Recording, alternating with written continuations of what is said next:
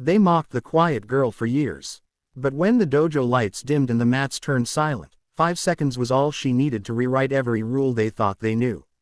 If stories like this give you chills, hit subscribe and stay for the next twist. They called her slow. They called her soft. They called her everything except what she truly was. A storm in disguise, a quiet fury waiting for the right second to strike.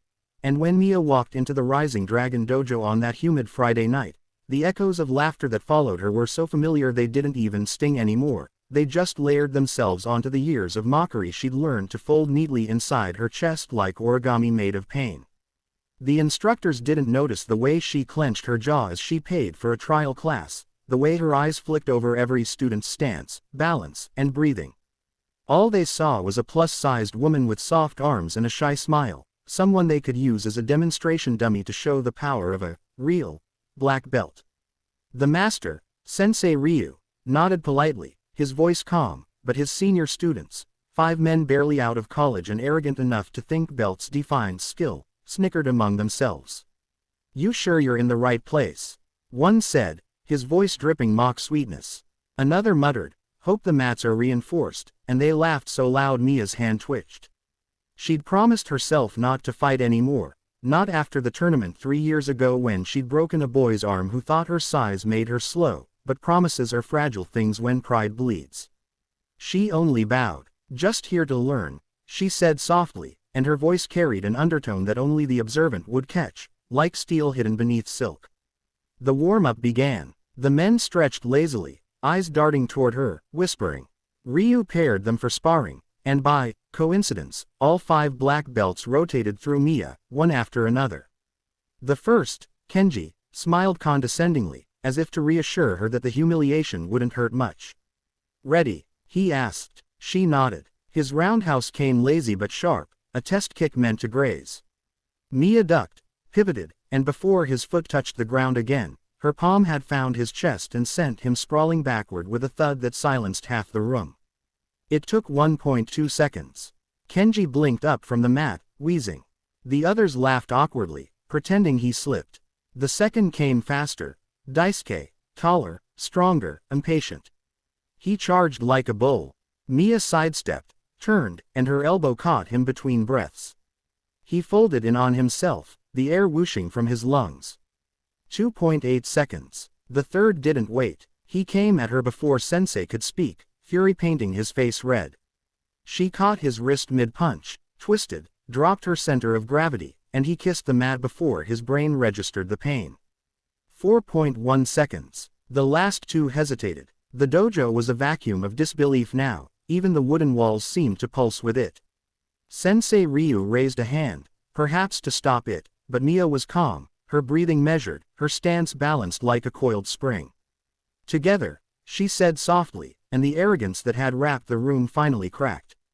They looked at each other, nodded, and attacked in tandem, one high, one low.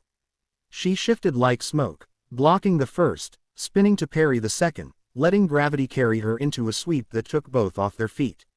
5 seconds, total. 5 black belts on the ground, blinking up at fluorescent lights, wondering what storm just passed through their perfect little world. Nobody laughed now. Even Ryu's lips trembled before he exhaled, bowing deeply. "You've trained before," he said quietly, but it wasn't a question. Mia bowed back, eyes steady. "A little," she said. The truth was longer, older, heavier. It started in a tiny community center on the south side of town where kids like her learned to defend themselves before they learned algebra. She'd trained under a woman named Tanya Brooks, known in underground circles as the Phantom, an undefeated fighter who taught girls how to make their pain a weapon and their silence an edge. Tanya had died the previous year, heart attack, sudden, cruel, and Mia had stopped training after that. But when she saw Rising Dragon's flyer, open challenge night, black belts welcome, something old stirred awake. It wasn't anger, it was justice, it was memory, and when those men mocked her at the door, Tanya's voice whispered in her mind, "They laugh until they can't breathe, baby. Then they remember your name." Word of what happened spread fast. By Monday, videos from hidden phones were circulating online, a plus-sized woman dropping trained fighters in seconds. Comments exploded. Some praised her, Some mocked her even more. Fake, wrote one. They let her win. Others, mostly women who'd faced similar ridicule, called her a hero. Mia ignored it all, until a message appeared in her inbox from an anonymous sender. You shouldn't have shown your hand. They'll come for you now. She almost deleted it, but something in the phrasing, cold, precise, reminded her of Tanya's enemies, men who ran illegal underground fight rings where humiliation was currency. 2 nights later, she found her car tires slashed. Then came the knock at her apartment door, 3 short raps, 1 long. She peered through the peephole. A woman stood there, scarred cheek, cropped hair, wearing a leather jacket that seemed too heavy for summer. You don't know me, the woman said, but your mentor did. Her name was Nia Cortez, a former detective turned investigator who'd once tried to shut down the same fight syndicate Tanya had infiltrated. They called themselves the Circle, Nia said, sitting at Mia's kitchen table, tracing a symbol burned into a piece of paper, a dragon eating its tail. Tanya was close to exposing them before she died. Now, after your little dojo performance, they think you're picking up where she left off. Mia frowned. I'm not. Doesn't matter, Nia said. They think you are, and that makes you a target. That night Mia couldn't sleep. The sounds outside her window were louder than usual, cars idling too long, footsteps that stopped when she moved. So she went back to the one place she swore she'd never return.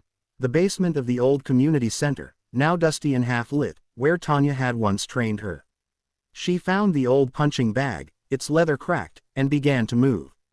Slow at first, then faster, until her body remembered everything.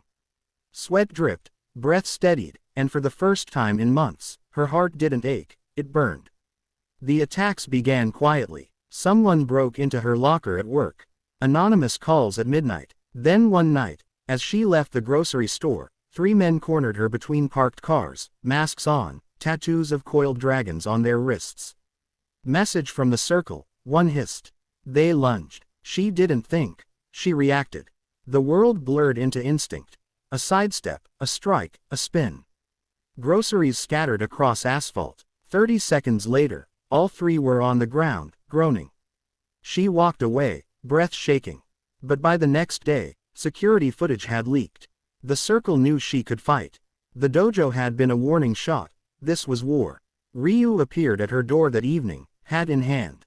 You shamed my students, he said, but you woke something old in me. He confessed that years ago, before Rising Dragon became a respectable studio, he trained under the Circle himself. They offered me fame, power. I walked away. Tanya didn't forgive me. If they're coming, you can't face them alone. He offered to train her properly this time, to refine her instincts into precision. Mia hesitated, then nodded. Every night for the next month, they trained in secret, abandoned warehouses, empty lots, rooftops under moonlight. Ryu taught her rhythm, anticipation, how to make her opponent move before she did. 5 seconds, he reminded her, is an eternity when you control time. She learned to breathe through chaos, to use her size not as limitation but leverage. The whispers about her grew, the online chatter turned legend. 5-second girl, urban myth, phantom's heir. She hated the attention but used it as cover. While people talked, she hunted. Clues from Nia led them to an underground tournament disguised as a charity event. The Circle's top fighters would be there, including the man believed to have arranged Tanya's death, Victor Crane, a former Special Forces soldier turned black market promoter. You walk in, you won't walk out, Nia warned. Then I'll crawl out, Mia replied. The night of the tournament, the warehouse pulsed with music and sweat. Dozens of fighters circled the mats, spectators betting in whispers. When Mia stepped forward, laughter rippled again, familiar, shallow, predictable. Crane grinned from his chair, cigar glowing. Well, Tanya's little project. Let's see if the legend holds. The bell rang. Her opponent lunged. 5 seconds. Down. Another. 5 seconds. Down. The crowd stopped laughing after the third. By the time the final match came, the only one left standing was Crane himself, stripped of pretense, his smile gone. He entered the ring barefoot, massive, every movement coiled like a predator's. Your mentor begged, he said. Will you? She said nothing. The fight wasn't fast. It was brutal, drawn out, each second a test of will. He was stronger, faster, but she was smarter, grounded. She read his patterns, feinted weakness, then snapped the trap.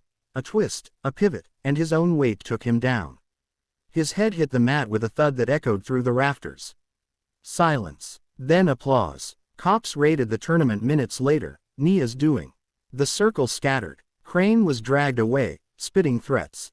They'll never stop, he shouted. There's always another circle. Nia wiped blood from her lip. Then I'll keep breaking them, she said. In the aftermath, Ryu reopened his dojo with new purpose. Free classes for kids who'd been bullied, scholarships for women in self-defense. Nia taught the beginners, her voice calm but commanding. One afternoon, as she demonstrated a move, a little girl asked, "Sensei, is it true you beat 5 black belts in 5 seconds?" Nia smiled. They weren't ready, she said, and I was done pretending. Months later, she returned to Tanya's grave, placed her old white belt on the grass, and whispered, "You were right." They laugh until they can't. The wind stirred, carrying a faint echo of her mentor's laugh. She turned, heading back toward the sound of kids training in the distance.